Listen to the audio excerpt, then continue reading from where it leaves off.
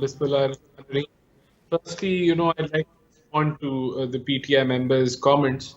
It is, their doing that the Pakistani citizens are suffering today. The shortage of dollars, the macroeconomic instability that we're facing today has not developed in the last 4 months. We should be clear about that. Since August 2021, $9 billion from the reserves have vanished, and an IMF program which was on a constant delay due to the incompetence of PTI. Finally, they made commitments in January and signed on a mini budget, and then surprisingly they took a U-turn in February by giving an amnesty scheme of 300 billion rupees and then freezing the petrol prices, reducing the petrol prices. So definitely, if one is to see the events which have taken place, it is PTI which should not be celebrating this situation at all, rather answering the damage that they've made to this economy. Now, coming to your question, yes, the political stability is important, and for economic stability.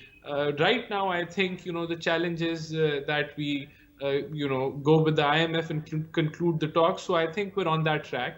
And the effort, the delay, the 2 weeks or the 3 weeks delay was so that we could convince them that we need to find a middle way and that we do not want to put the burden of this petroleum price increase on the people of Pakistan.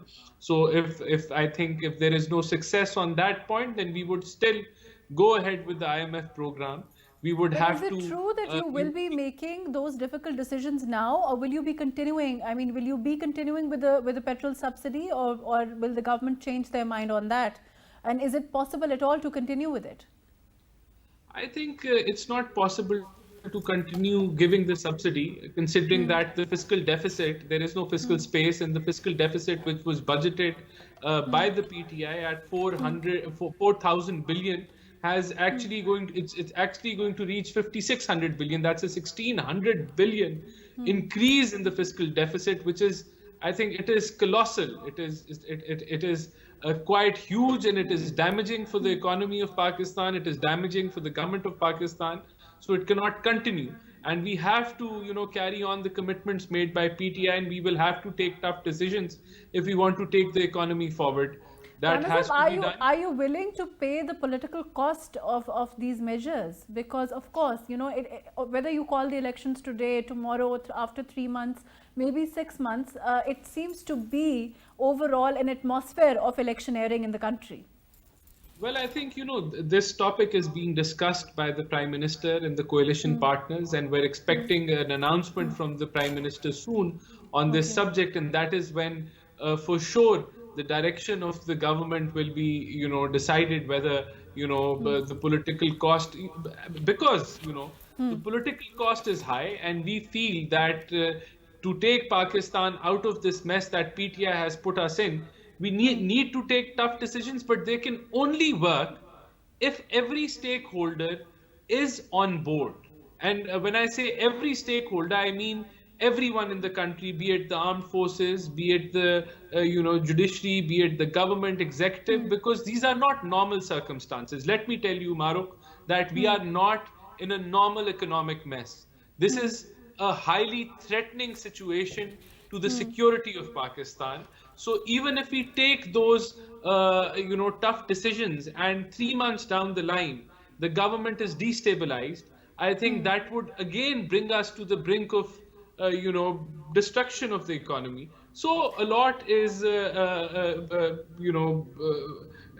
lot of things are happening, and we need stability Rana of the Sahib, I want to government. come We back need, and ask. Maruf, I'd like to comment on the issue that you raised on economy of charter first.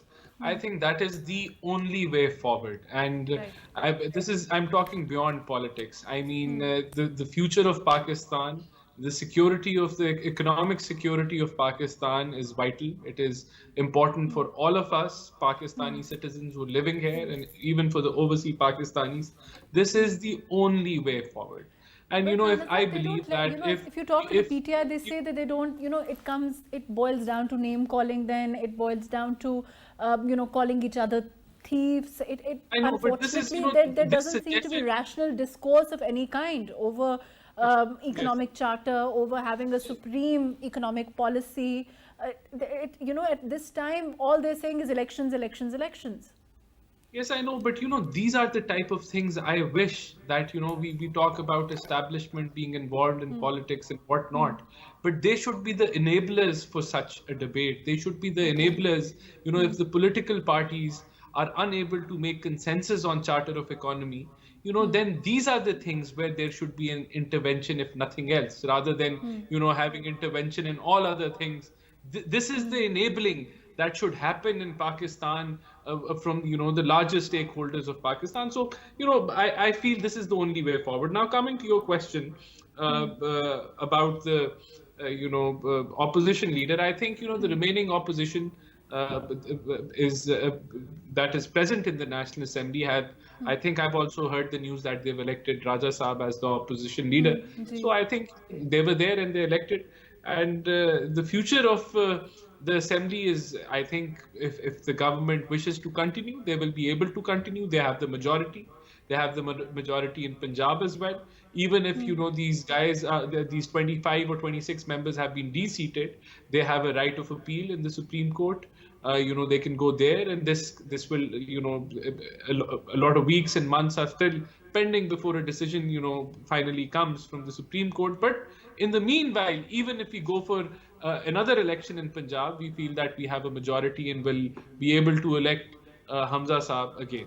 Do you So I think think that overall, as far as the situation, as far as the numbers go at this time, because as far as the caretaker governor is concerned, you have also Parvez Elaisa playing a role there. You also have him making a lot of these statements where he's today said that if Imran Khan says I will dissolve the assembly, all of those things are coming out from the Punjab Assembly also, with a person like Mr. Parvez Elahi, who is of course an ally of PTI sitting there. So over there, overall, would you agree that the situation is volatile? Of course, there is clarification pending from the Lahore High Court also on issues like whether this would be retrospective, whether Lahore High Court can indeed interfere in parliamentary proceedings. Then also they have to follow the Supreme Court direction.